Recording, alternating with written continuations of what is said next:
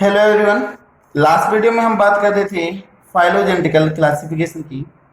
हमने बोला था कि ये भी एक नेचुरल सिस्टम ऑफ क्लासिफिकेशन का टाइप है जिसमें हम नेचर के अंदर इवोल्यूशन के बारे में भी पढ़ते हैं, तो वो फाइलोजेनेटिकल क्लासिफिकेशन कहलाता है। हमने इसको 3D क्लासिफिकेशन भी बोला था क्योंकि इसमें मॉर्फोलॉजी, एनाटॉमी और इवोल्यूशन के बारे में बात करते हैं। इससे रिलेटेड कुछ हमने टर्म्स देखी थी कि जो साइंटिस्ट थे उन्होंने टर्म थी जो phylogenetical that is given by the Lamarck, और जो कॉन्सेप्ट था phylogenetic that is given by the Ernst Haeckel. Charles Darwin ने अपनी बुक में ओरिजिन ऑफ स्पीसीज के अंदर भी फाइलोजेनी के ऊपर काफी ज्यादा एम्फेसाइज किया था, उस पॉइंट के बारे में बात करी थी। जो phylogenetical classification that is also known as the cladistic classification. Cladistic का मतलब ब्रांच या फिर ब्रांचेज। तब हम इवोल्यूशन की बात करते हैं तो ब्रांच मैकेनिज्म की हम बात करते हैं कि ब्रांचेज निकलती जाती है। ये सारा कुछ हम लास्ट वीडियो में देख चुके हैं। फिर हमने बात करी थी कि जो फाइलोजेनेटिकल इवोल्यूशन है या फिर जो क्लासिफिकेशन है उसके जो पायनियर वर्कर थे दैट वाज द जे इचलर, ठीक है, जिन्होंने इसके ऊपर शुरुआती काम किया था।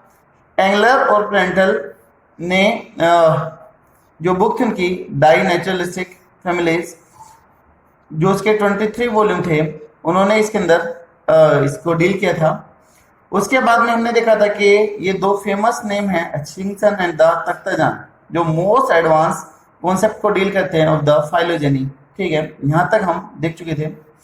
उसके बाद में हमने बात करी थी कि जो हचिंसन है they were the director of the Royal Botanical Garden of Kew, जो इंग्लैंड में था, उसके डायरेक्टर थे, जो सबसे बड़ा हर्बेरिया है, ठीक है।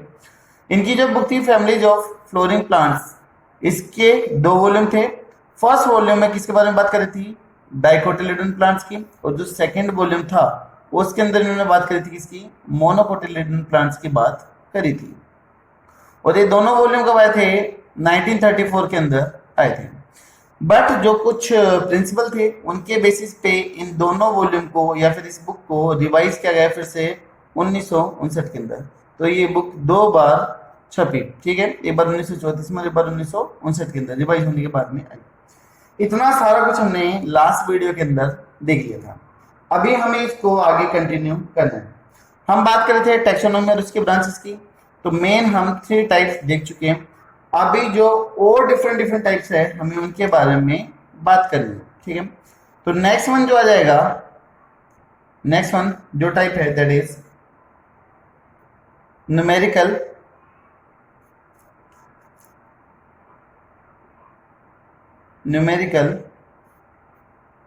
टैक्सोनॉमी और आल्सो नोन एज द फिनेटिक्स भी इसको बोलते हैं। देखिए, जिसे नेम रिप्रेजेंट करने लग रहा है न्यूमेरिकल, तो न्यूमेरिकल का मतलब number.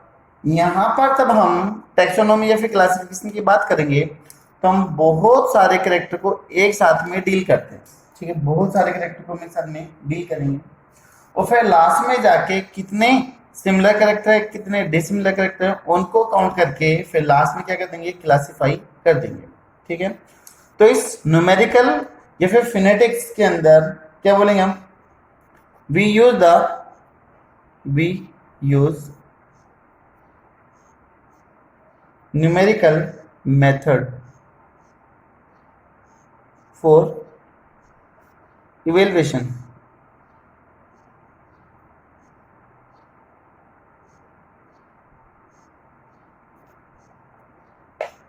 of similarities and differences between species, ठीक है।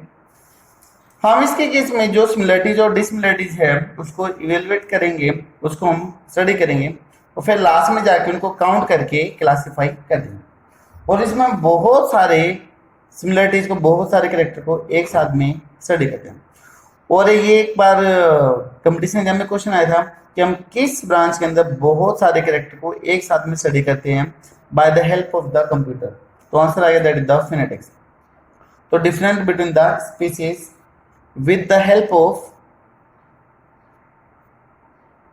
With the help of computer. ठीक है, कंप्यूटर की सहायता से हम बहुत सारे कैरेक्टर को एक साथ में क्या करते हैं, स्टडी करते हैं। अभी कंप्लीट नहीं है, अभी इसके कुछ और पॉइंट है। फिनेटिक्स तब हम बात करते हैं तो सिमिलरिटीज के लिए हम साइन यूज करते हैं पॉजिटिव का, डिसिमिलरिटीज के लिए हम साइन यूज करेंगे किसका, नेगेटिव का साइन यूज करेंगे। ठीक है, तो वी यूज पॉजिटिव साइन, है ना, जो पॉजिटिव या फिर जो प्लस का साइन है for similarities, negative sign for dissimilarities and zero sign for no idea. अगर किसी कैरेक्टर के बारे में नहीं पता है तो उसके लिए हम क्या यूज करेंगे, जीरो यूज करेंगे। अगर डिफरेंस है तो उसके लिए नेगेटिव, अगर सिमिलर कैरेक्टर है तो कौन सा करेंगे, पॉजिटिव करेंगे। यानी कि हम एक तरीके से जैसे कंप्यूटर में एक्सेल सीट बनाते हैं, है ना, हम काफी सारी चीजों को कंपेयर करने लग रहे हैं। जैसे मान लो यहाँ पर हो गया ए बी सी, ठीक है, ये कोई भी अननोन ऑरिजिन हो गया। ठीक है, हम जैसे बोलते कि इसकी हाइट ए से मैच कर रही है, बी से नहीं कर रही है, सी से मैच नहीं कर रही है।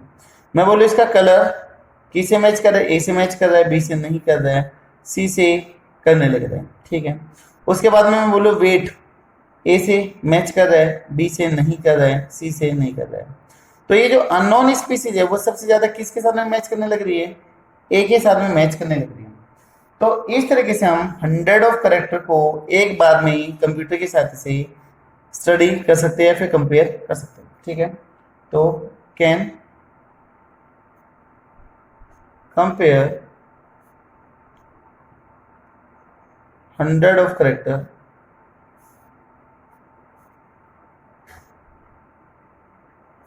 Eight same time. एक ही बार में हम बहुत सारे कैरेक्टर को स्टडी कर सकते हैं। ठीक है, तो ये था आपका फिनेटिक्स या फिर न्यूमेरिकल टैक्सोनॉमी।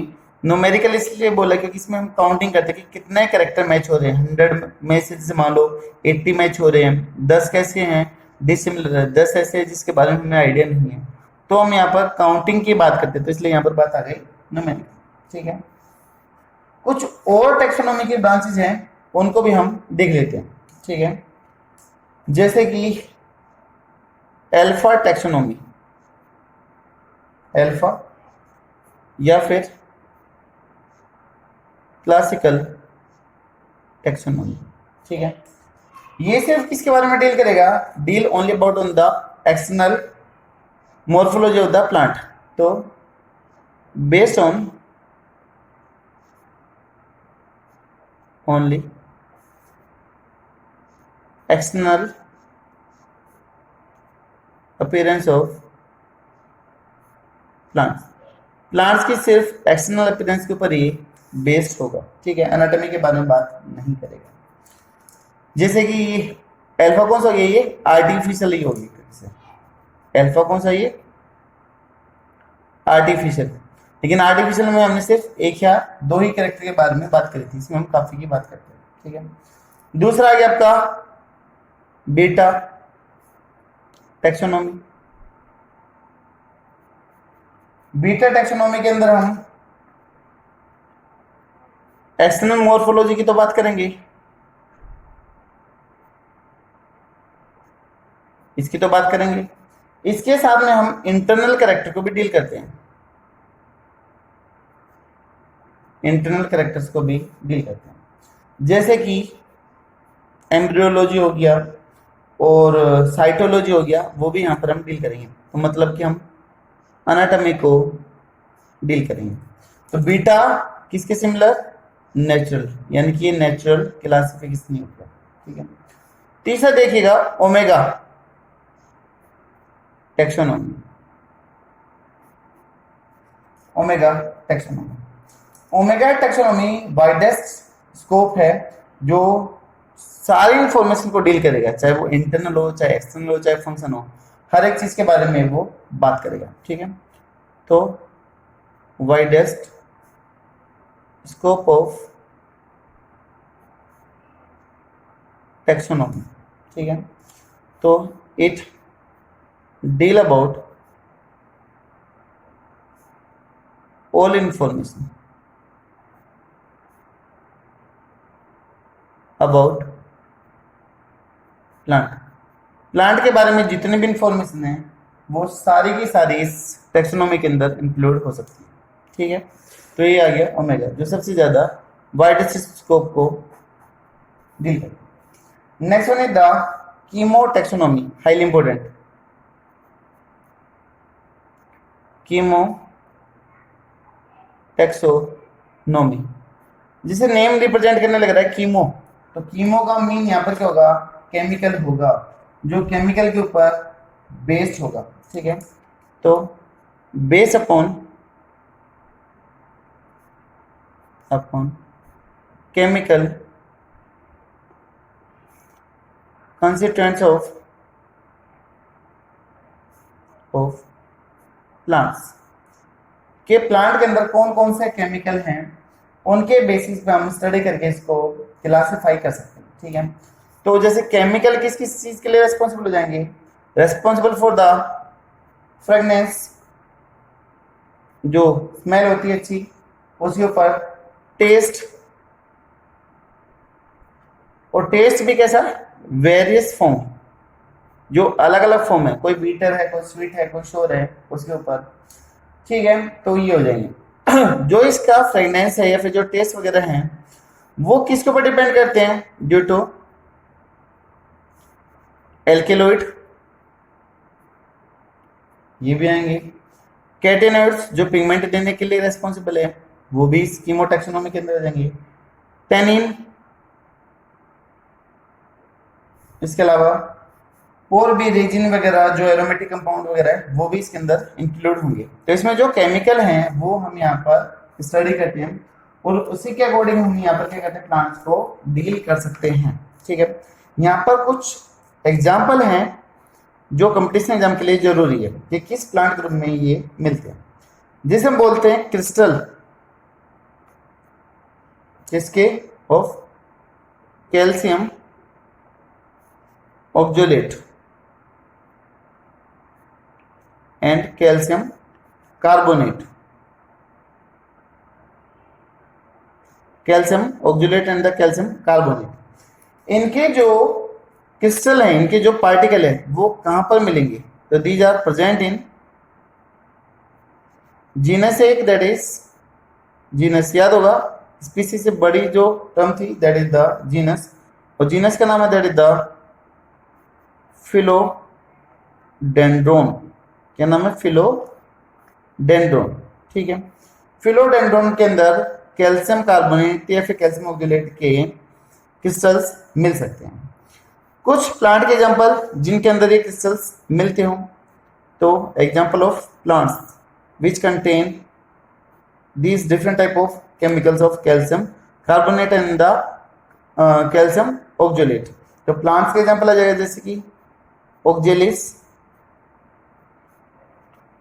टी लीव्स जो चाय की पत्ती है उसके अंदर, एंड द अगेस, ऐसे कुछ एग्जांपल है जिनके अंदर कैल्शियम कार्बोनेट प्रेजेंट होगा, ठीक है। इसी तरीके से हम नेक्स्ट वन देखते हैं that is cytotaxonomy. Next one आ जाएगा type that is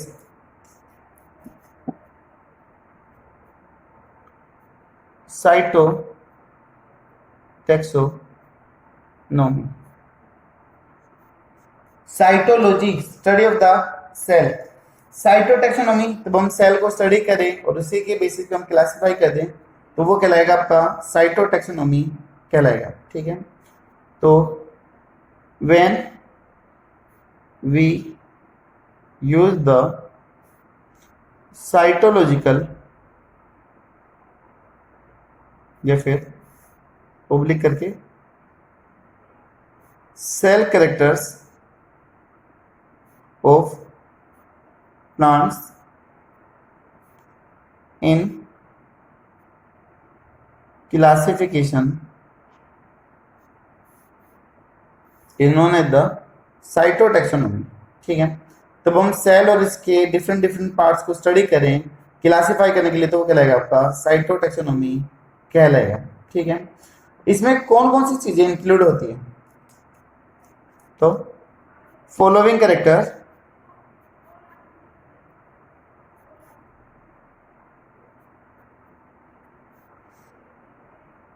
are used in cytotaxonomy के अंदर कौन कौन से कैरेक्टर यूज होंगे?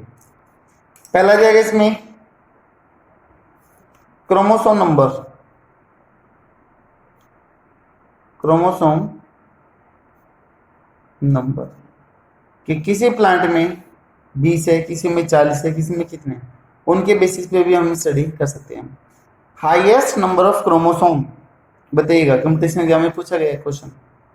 हाईएस्ट या फिर maximum number of chromosome in plant, किस प्लांट के अंदर सबसे ज्यादा क्रोमोसोम नंबर है?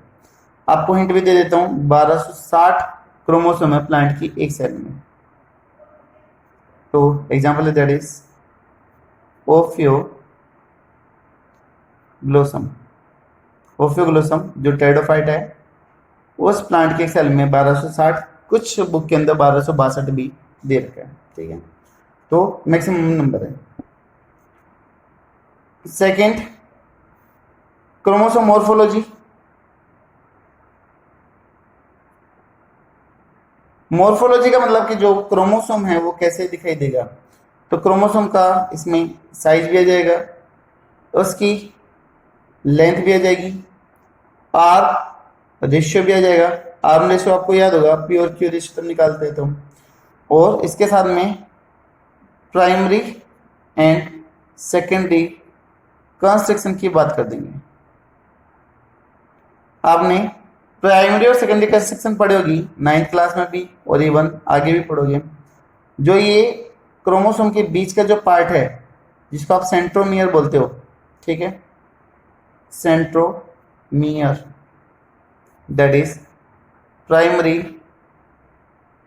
कंस्ट्रक्शन, कंस्ट्रक्ट कर रहे हैं, यहाँ पर सिक्रेट है। जो डीएनए क्रोमेटिन है वो टाइटली के यहाँ पर फोल्ड है, तो ये बन गया आपका सेंट्रोमियर या फिर प्राइमरी कंस्ट्रक्शन बन गया।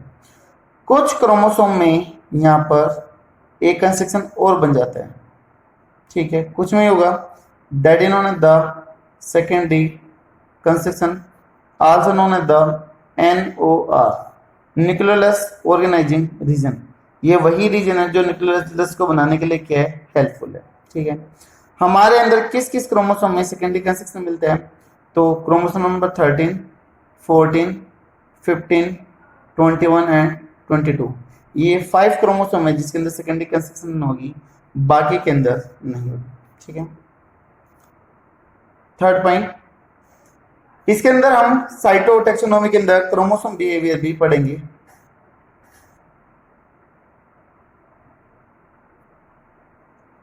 उसके अलावा नेक्स्ट वन है क्रोमोसोमल अब्रेशन। अब्रेशन का मीन होता है गलती होना, मिस्टेक होना कोई भी, या फिर चेंजेस हो जाना, वो कहलाता है आपका अब्रेशन। यानी कि एक तरीके से अबनॉर्मलिटी की बात हो रही है, अब्रेशन बोल दो या फिर अबनॉर्मलिटी बोल सकते हो सिंपल लैंग्वेज में। कि अगर मान लो क्रोमोसोम की एक आर्म कट गई, छोटा हो गया, ठीक है, अगर किसी पे जाके जुड़ गया तो बड़ा हो गया, ये आप जो जेनेटिक्स का चैप्टर पढ़ोगे क्रोमोसोमल म्यूटेशन वाले पोर्शन में, वहां पर आप ये चीज अच्छे डिटेल से पढ़ोगे। तो यहाँ पर हम म्यूटेशन के बारे में भी बात करेंगे। ठीक है, तो ये सारी की सारी ब्रांच इसमें आती है। नेक्स्ट वन जो ब्रांच है टेक्सोनॉमी और डील करने की, that is Cairo taxonomy. Cairo taxonomy, Cairo taxonomy क्या होता है? Karyology study of the nucleus बोलते हैं। तो यहाँ पर कैरियो टेक्सोनॉमी, तब हमारा क्लासिफिकेशन, तब हमारी टेक्सोनॉमी न्यूक्लियस और क्रोमोसोम के ऊपर बेस्ड हो, तो उसको हम क्या बोल देंगे? कैरियो टेक्सोनॉमी बोल देंगे। ठीक है, तो बेस्ड ऑन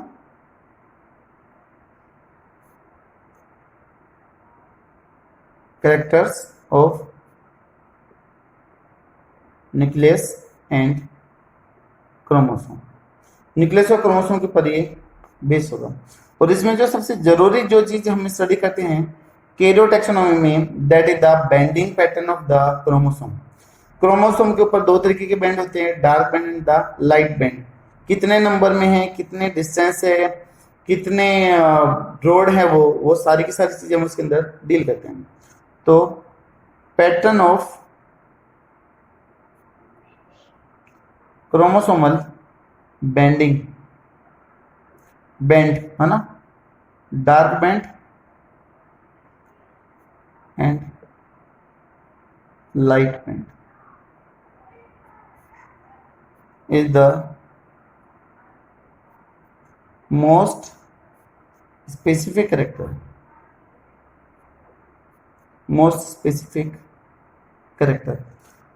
जो इस कैरियर टैक्सोनॉमी के अंदर सबसे ज्यादा यूज होता है उसको हम यहाँ पर डील करते हैं। ठीक है, तो यहाँ पर लगभग टैक्सोनॉमी और इसके ब्रांचेस कंप्लीट होती है। एक बार मैं आपको शुरू से फटाफट ये जितने भी हमने पढ़े हैं वो सारे के सारे एंड में एक बार रिवाइज करा देता हूँ। देखिएगा, सबसे पहले हमने बात करती है टैक्सोनॉमी की कि हम टैक्सोनॉमी किसको बोलते हैं। तो हमने बोला था कि जितने भी ऑर्गन हैं उनको अरेंज करना सिमिलरिटीज और डिसिमिलरिटीज के बेसिस पे ये क्लासिफिकेशन कहलाता है। जो सबसे पहला अर्ली अटेम्प्ट था क्लासिफिकेशन का, that was the non scientific base था, तो उनको रिजेक्ट कर दिया था। जो फर्स्ट साइंटिफिक जो आया था मेथड आया था, that is given by the Aristotle, जिन्होंने प्लांट और एनिमल्स को स्टडी किया था। प्लांट को स्टडी किया था उनकी मॉर्फोलॉजी और हैबिटेट के बेस पे। 3 ग्रुप बनाए थे, herb, shrubs and the tree. Character दे रखे हैं कि उनकी हाइट होनी चाहिए थी, बॉडी नॉन बॉडी होनी चाहिए थी, वो चाहिए थे। एनिमल को उसके ब्लड ग्रुप ब्लड कलर के ऊपर बेस किया था, जिसमें कलर कैसा था, रेडिश था, तो वो रखा था किसमें, अनाइमा में। अगर ब्लड कलर लेस था तो किसमें रखा था, एनिमा के अंदर रखा था। एनिमा में इंसेक्ट आ जाएंगे और एनाइमा में जैसे मैमल्स हैं हम आ जाएंगे। उसके बाद में हमने बात करी थी चरक की, known as the father of Ayurveda, जिन्होंने चरक संहिता या संहिता लिखी थी, जिसके अंदर 200 एनिमल और 340 प्लांट के बारे में लिखा गया था। ठीक है, आयुर्वेदिक बुक है जिसके अंदर मेडिसिनल वैल्यू के प्लांट्स के बारे में गिवन है। उसके बाद में एपी डेकेंटोलॉजी ने जितने भी क्लासिफिकेशन थे उनको अरेंज किया। सबसे पहले एम्पेरिकल क्लासिफिकेशन और दूसरा दिया था कौन सा, रैशनल क्लासिफिकेशन।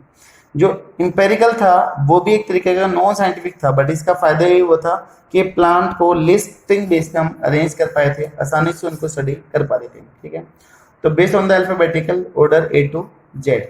और जो रेशनल था वो के रियल कैरेक्टर के ऊपर बेस्ड था। ठीक है, एम्पेरिकल में हमने देखा था कि listening of flora easily list बन जाती है। 2 फ्लोरा देखे थे, flora British Indica written by the Hooker and the flora Indica written by the William Roxburgh. ये एक बार शुरू में नीट एग्जाम में पूछा गया था। रेशनल जो क्लासिफिकेशन है उसकी 3 मेन ब्रांचेज है। पहली कौन सी है, प्रैक्टिकल क्लासिफिकेशन, दूसरी artificial classification and the third one is the natural classification. Practical classification में हमने उसकी इकोनॉमिक इंपोर्टेंस के ऊपर बेस किया था। इकोनॉमिक इंपोर्टेंस का मतलब उसकी वैल्यू क्या थी, कहाँ कहाँ पर हम उसको यूज करते हैं। जैसे ऑयल यील्डिंग प्लांट में सोयाबीन, ग्राउंडनट, कोकोनट ही आ जाएंगे। फाइबर में जूट, कॉटन ये आ गए थे। मेडिसिन प्लांट में डोल्फे सर्पेंटाइना, वोमिटिंग को कंट्रोल करने के लिए किनकोना, ये एंटी मलेरियल ड्रग्स बनाने में यूज में आया था। और इसकी डिमेरिट ये थी कि एक ही प्लांट अलग अलग ग्रुप के अंदर रिलेट कर सकता है। फॉर एग्जांपल जैसे कि टर्मरिक, वो किस में था, मेडिसिनल वैल्यू भी थी और स्पाइसेस के अंदर भी आने लग रही थी। उसके बाद में था आर्टिफिशियल क्लासिफिकेशन, जिसके अंदर हम सिर्फ एक ही कैरेक्टर को डील करते हैं, मॉर्फोलॉजी को डील करते हैं, और वो भी कंप्लीट मॉर्फोलॉजी को डील नहीं करते हैं, सिर्फ एक या 2 चीजों को ही डील करते हैं, जिसमें मेन था स्टेमन एंड द कार्पल। ठीक है, उसके बाद में जो नेचुरल क्लासिफिकेशन है उसमें मॉर्फोलॉजी के साथ में हमने एनाटॉमी को और दूसरे कैरेक्टर्स को भी डील किया था। फिर नेचुरल क्लासिफिकेशन को हमने 2 टाइप में डिवाइड कर दिया था, natural formal and the natural phylogenetical. Natural formal में हम सिर्फ मॉर्फोलॉजी और एनाटॉमी के बारे में बात करते हैं, और फाइलोजेनेटिकल में फाइलोजन यानी कि इवोल्यूशन के बारे में बात करते हैं। Morphology, anatomy and the evolution के बारे में भी बात करेंगे। ठीक है, आर्टिफिशियल क्लासिफिकेशन मॉर्फोलॉजी की बात कर रही है। प्लांट के 2 पार्ट है, vegetative and the reproductive. Vegetative में आता है stem, root and the leaves, और रिप्रोडक्टिव में आ जाता है आपका फ्लावर, स्टेमन और कार्पेल आ जाएगा। ठीक है, इसकी डिमेरिट क्या थी कि दोनों की इक्वल इंपोर्टेंस दी गई थी, उसमें भी अभी आते हैं। साइंटिस्ट कौन कौन से थे? Theophrastus, Aristotle, Bauhin, Linnaeus and the Pliny and the Elder. जो पायनियर वर्कर थे वो थे Theophrastus ji, father of the botany इसको बोलते हैं। और जो ये आर्टिफिशियल क्लासिफिकेशन जाना जाता है वो पिनले और एल्डर के नाम से जाना जाता है। तो जो थियोफ्रास्टस थे उन्होंने काम इस पे स्टार्ट किया था अपनी बुक हिस्टोरिका प्लांटेरम के अंदर 480 प्लांट के बारे में बात करी थी, उनको हर्ब्स और ट्री के अंदर डिवाइड करते था। लिनस जी ने अपनी बुक जेनेरा प्लांटेरम जो 1737 में लिखी गई थी उसके अंदर 24 क्लासेस बनाई गई थी, और वो 24 क्लासेस बनाई थी on the basis of the number of the carpal and the स्टेमन। 1 से 23 जो क्लास बनाई थी वो थी on the base of the स्टेमन number. अगर 1 है तो मोनोएंड्रिया, अगर 2 है तो डायएंड्रिया, 3 है तो ट्राइएंड्रिया, इसी तरीके से थी। ठीक है। जो 24th क्लास से ग्रुप बनाया था वो ऐसा बनाया था जिसके अंदर फ्लोवर क्या थे? एब्सेंट, लिखा गया था क्रिप्टोगैमी। तो क्रिप्टो का मतलब होता है हिडन, यानी कि वहां पर वो कैरेक्टर्स नहीं थे।